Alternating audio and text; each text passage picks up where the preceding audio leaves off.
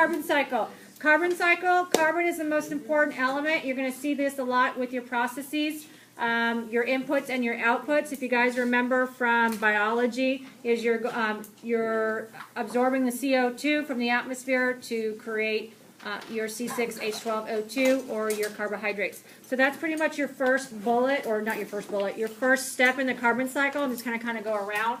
But number one is that it's going to create or produce and convert CO2 to sugars.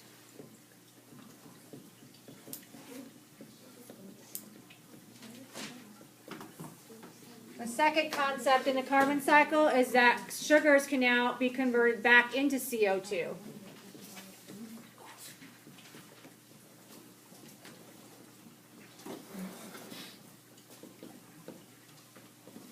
Now, for which one, for number one, what process is this? This is photosynthesis.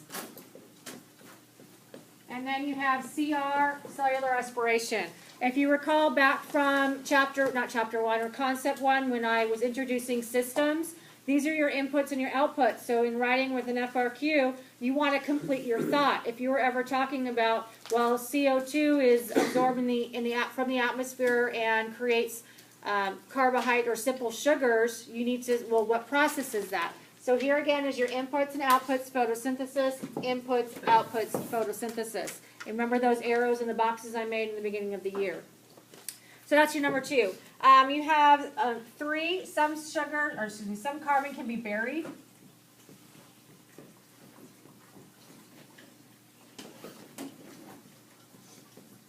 And you're going to see this is calcium or limestone. That is the biggest storage of carbon globally. You see this mostly, obviously, in the oceans, but then we look in the rock cycle, that's storage. What I mean by storage is that with the rocks, it's very slow, so you're not going to have that release of carbon. However, when we talk about what's called a sink in this class, source to sink, a sink, if you guys think of a sink, you have a little bit of a storage, but you also have a plug that's going to release what? The carbon. Okay. In that case, trees are a great source or a great sink for carbon. Through deforestation, if you cut them, carbon goes into the atmosphere. So that's another source of getting carbon in the atmosphere, and I'll tell you that in a little bit. Number four is going to be human extraction of fossil fuels.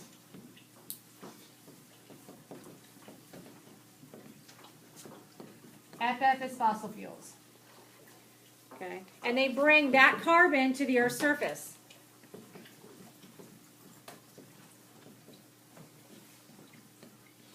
Any type of drilling for oil or fracking. We'll learn about fracking when we get to mining. But bringing all that stuff up and drilling for that, you're going to be releasing some of those fossil fuels, which is going to be carbon. Number five is going to be your carbon dioxide in the atmosphere as well as the ocean. They have a relationship. So it's constantly being exchanged. ATM for me is atmosphere.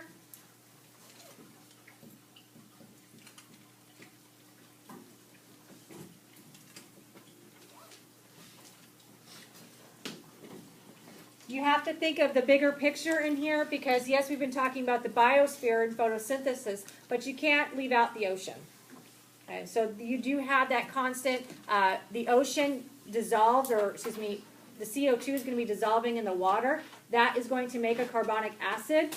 And this is a huge, huge area, and I'll get to in a minute, but with regards to acidification of the ocean, when we look at limestone or even the acidification of coral reefs. Huge, right, what's going on right now. And number six is just the combustion of fossil fuels.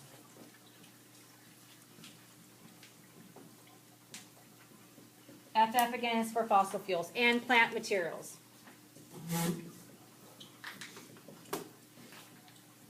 So this is just a review of how carbon is exchanged in the atmosphere, in the biosphere, and the lithosphere. We have some processes of cellular respiration as well as photosynthesis, digging for fossil fuels, combustion of fossil fuels, plant materials. As they break down, they're going to release carbon into the atmosphere. If you think of animals through cellular respiration, like cows, They produce methane from their, or that waste is going to produce methane.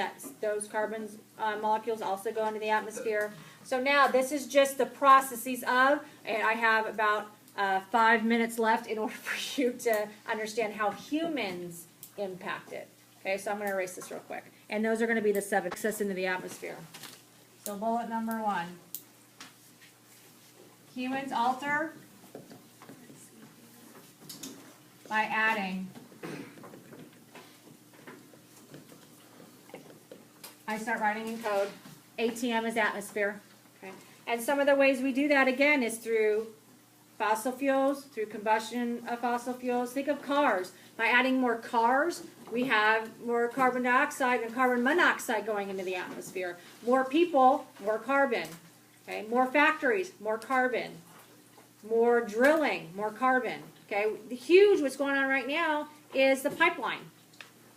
The pipeline that they want to go from Alaska all the way down to the ocean, to the Gulf. And that is for fracking. That's not only just carbon, but also it produces other, like benzene and all these things that are not good for the water.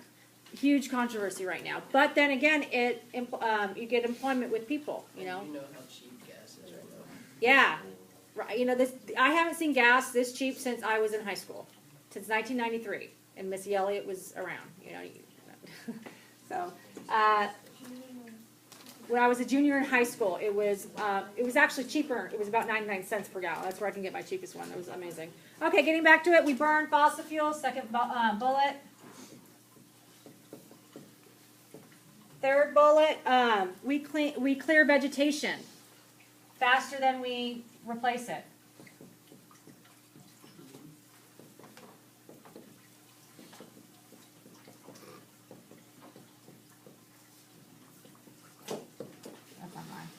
Faster than we replace it. Well, what does that mean?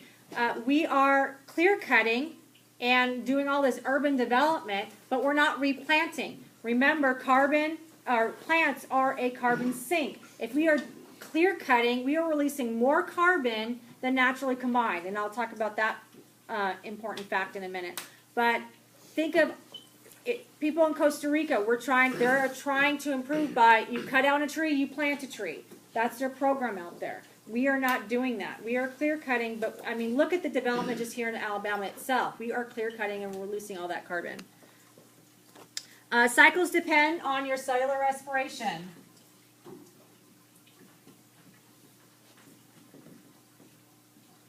Cellular respiration is CR, and I'll do photosynthesis as P. Okay. I'll do that. It depends on it. If we don't have those cycles going, then something's going to be interrupted.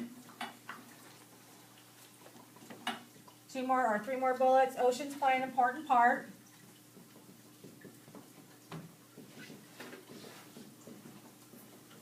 Well, what is that part? Anybody like to collect seashells on the seashore?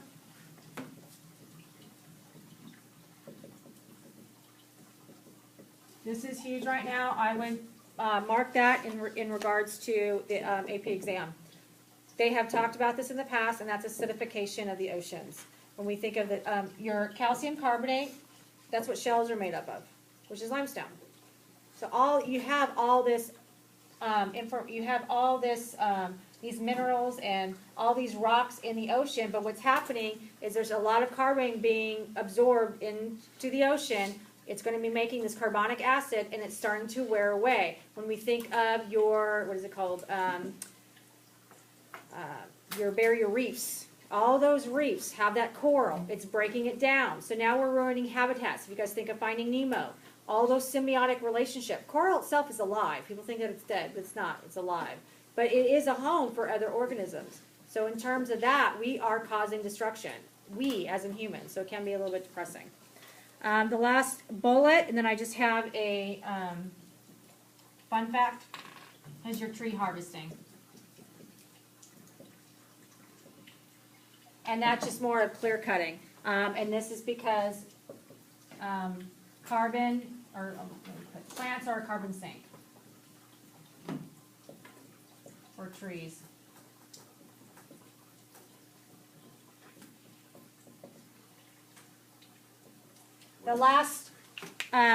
The last thing in history, yeah, Lucas, What does CR stand for? cellular respiration. A little fun fact is in history,